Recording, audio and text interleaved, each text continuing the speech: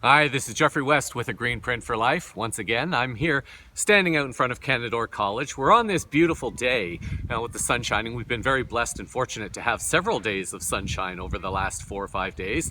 And I took the time this morning to do a wonderful sunlight meditation to bring positive energies over the town and also to focus on healing within my body.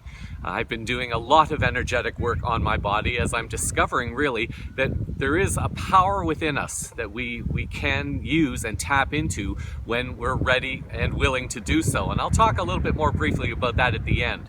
But in the moment of now, around Parry Sound, there's a lot of talk going on now that the truth is getting out. People are starting to discover that the narrative that's been put out by the various levels of government is not exactly what it was really meant to be. And evidence has been coming forth increasingly to show that this virus event really is not what it is. And especially now, if you're following different global or different news stations, you're hearing stories now of potential war around the world.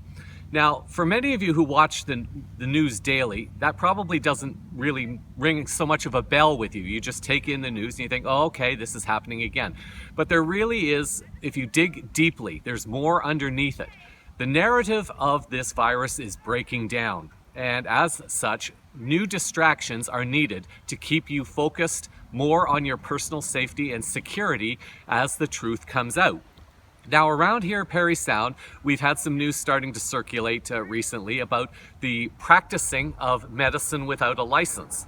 And this is starting to get very close to home in terms of what's being implemented at various schools across the region.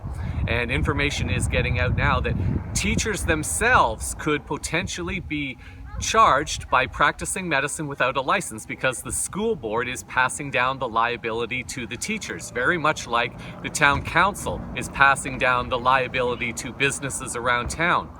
So it's really important to not only stay focused on the truth that is coming out, but to be mindful of the distractions that the media is putting out as well. Now, the stories that you're hearing about potential war, nuclear war breaking out, it's going to seem scary, but I can tell you from my perspective, based on my years of research and understanding, a lot of this is going to be smoke and mirrors. Yes, there will be some conflicts, but the real nature of the conflicts will not be fully understood until a little while down the road. And I'll just give you a hint that this is going to involve the network of global pedophilia that has infected many levels of governance, business, and religions around the world.